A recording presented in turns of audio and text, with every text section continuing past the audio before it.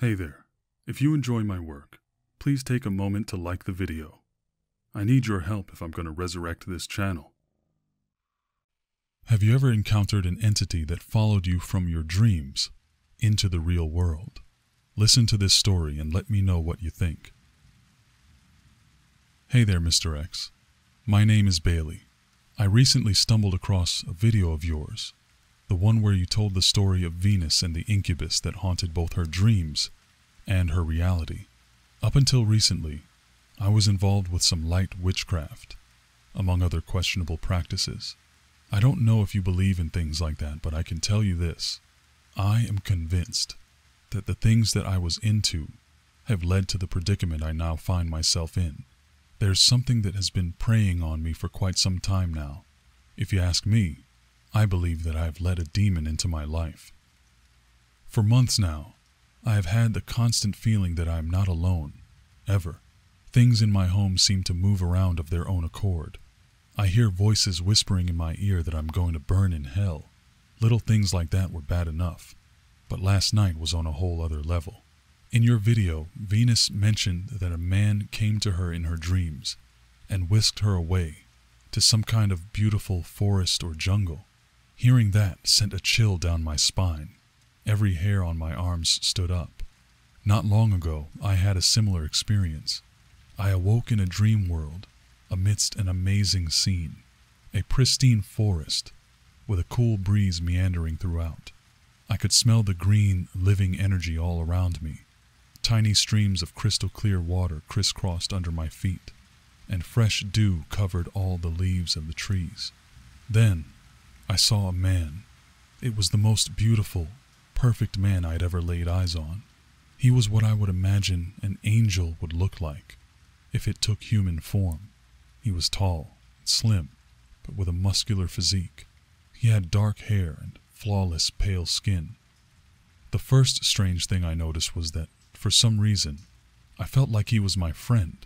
Not just like he was my friend in general, but that he was actually a specific friend.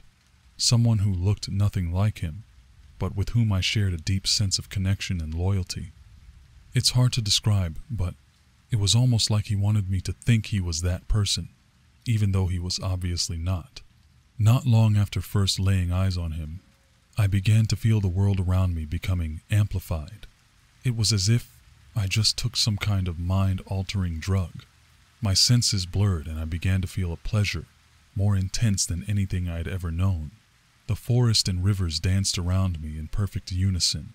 I laid down on my back and was suddenly on a raft in the middle of a river, staring in awe at the trees as they wobbled by. I looked around and examined the raft. It was of royal quality. It had gold trim and a fancy bench seat on it, where I laid with this eerily perfect man sitting between my legs. For what seemed like hours, we talked and laughed as we went down this river. I eventually noticed that the same trees kept passing us by over and over. Whenever I would notice something odd, I would feel him touch me in some sensitive area on my body, distracting my thoughts. I would glance down at him and watch what he was doing. It was like witnessing someone in the midst of a sacred ritual. After a while, I began to suspect him again, knowing that he was not the friend he was making me think he was. When he saw how I was looking at him, he smirked at me. Instantly, a wave of sensation came over me again, resetting the trance that he had me under. I saw the mental image of my friend, reinforcing my comfort level with the increasingly strange man. It was like he was forcing me to believe it was okay that we were doing what we were doing, that the encounter was with someone I knew very well and was already close with. Every time I became suspicious, he would sort of reset me. We would laugh and play, then he would progress to the intimacy again, once the illusion was restored. At some point in this cycle, I jumped up, yelling out loud that something was wrong. The man's face rose up from below me. What was once the image of perfection was suddenly twisted and evil, hideous. His gentle caresses became harsh and blunt. I began to feel the most horrible, violating sensations I could ever imagine, and I cried uncontrollably. All he did was laugh. I woke up moments later. Strangely, I could still feel a strong desire for the ecstasy of the trance he had me in. I never really wanted that to stop. I was torn between the pleasure of the beginning of the dream and the terror that ended it.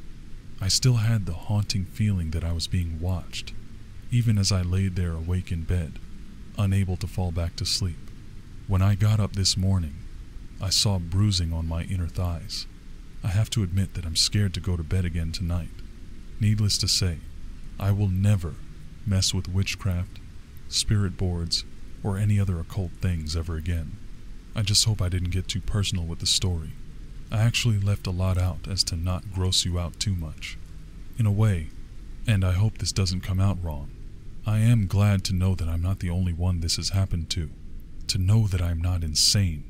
I'm actually not sure whether I'd rather be insane or just have this all in my head, to be honest. Anyway, thanks for listening. Sincerely, Bailey. Hey there, my friends, Mr. Extremes here. So this was a bit of a shorter story, but I found it to be an absolute doozy. The implications to me are fascinating, as tend to be when it's talking about dreams and things crossing from one realm to the next. You may remember a video I did a few years back about a young woman named Venus, who had a nocturnal dream visitor that, I believe, went so far as to give her a small trinket that later appeared in the real world in her bed. I believe it was a ring, because he said that he wanted to marry her. That story was narrated, by the way, by the legendary Nyx of the YouTube channel Penny Dreadful Moment, here on YouTube, of course. She's one of the first people I ever collaborated with and a great person all around, so if you want to check out her channel, I'm sure you will find something there that you like. She's a fantastic narrator. And also, yeah, if you go over there and check out Penny Dreadful Moment, Nyx, let her know that I'm still talking about her once in a while. She's a great young lady there. So, one of the most disturbing and intriguing elements of this story was the way the so-called perfect man tried to worm his way into a false sense of security within Bailey's unconscious mind, or subconscious mind. It was as if he was hijacking the emotional bond she had already formed with someone in the real world, in her own life, and using it for his own gain. It's kind of crazy that whenever she began to piece things together, he would kind of hit her with let's just say, a distraction technique to keep her from discovering his true motives, whatever those happen to be. Believe me when I tell you, between the discretion showed by both Bailey herself and my editing and rewriting of the story, things could have gotten extremely graphic. I'm going to leave a lot of that up to your imagination because I don't want to go too far. YouTube already gives me a lot of trouble with the algorithm and all that stuff as it is. So I keep that in mind because I just want you to know what this entity was really all about.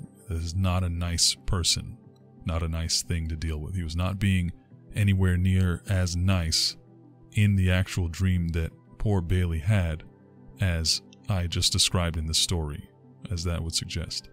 So, but as you know, I have standards and I don't want to get too crazy on this channel.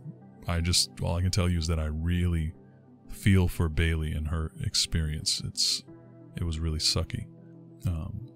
So, what about you, my dear listener of the future? Have you ever been visited by such an entity in your dreams before? An entity that tried to pull you in and captivate you in such a way, take advantage of you even? I'm sure many of you have. I hope that none of you have. What would you say to such a creature if you were to encounter something like that?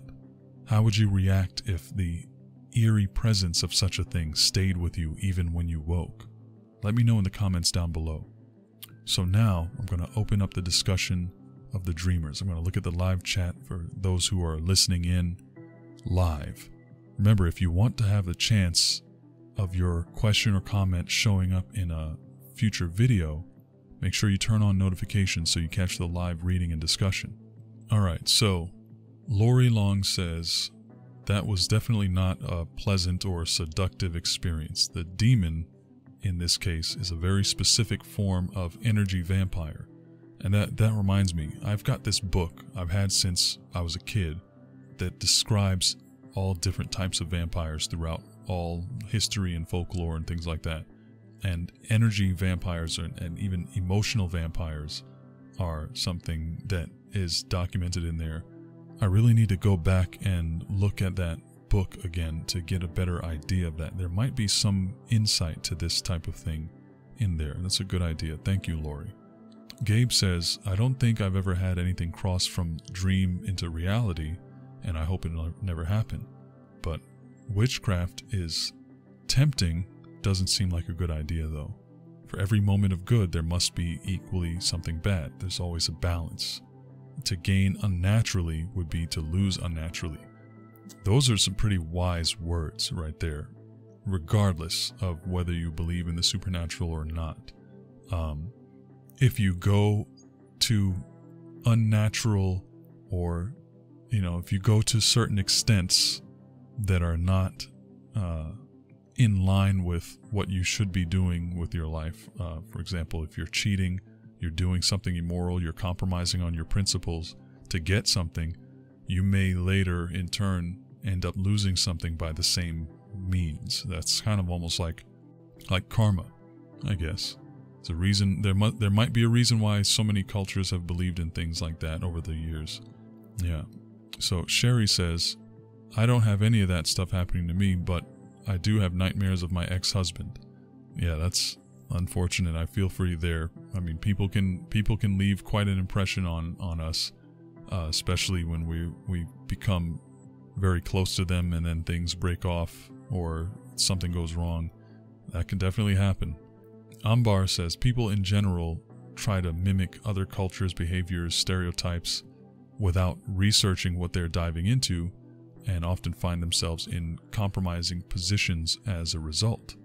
That's definitely true. People get involved with stuff not really understanding the implications, not understanding the precautions that they might need to take.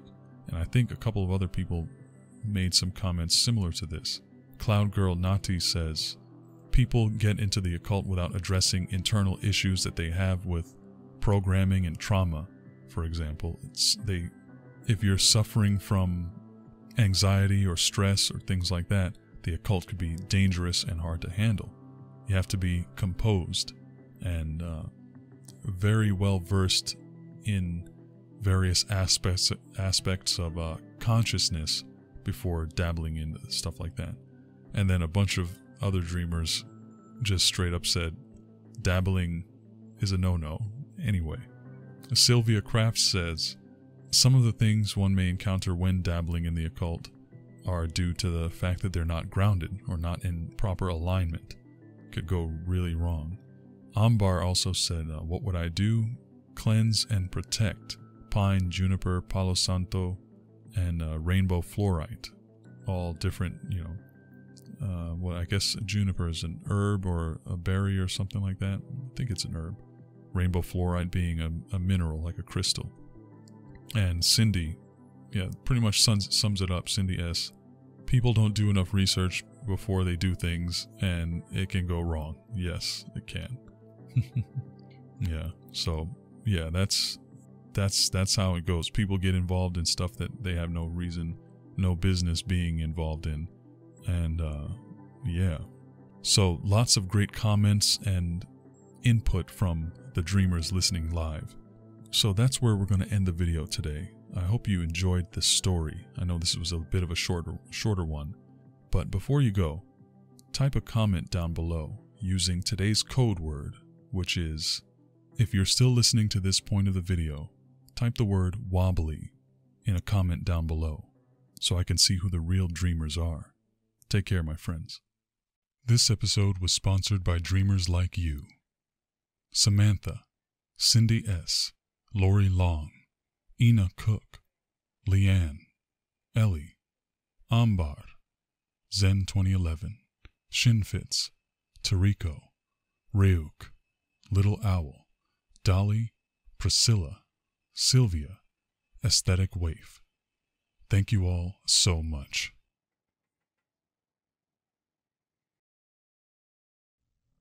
All right. I hope you enjoyed the show.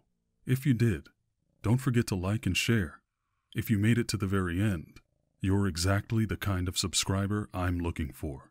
Don't forget to turn on those notifications. That way, you can catch the live show and discuss the stories with me. Your input might even appear in my next video. Last thing, if you heard a code word after the story, type it in a comment down below so I know who the real dreamers are.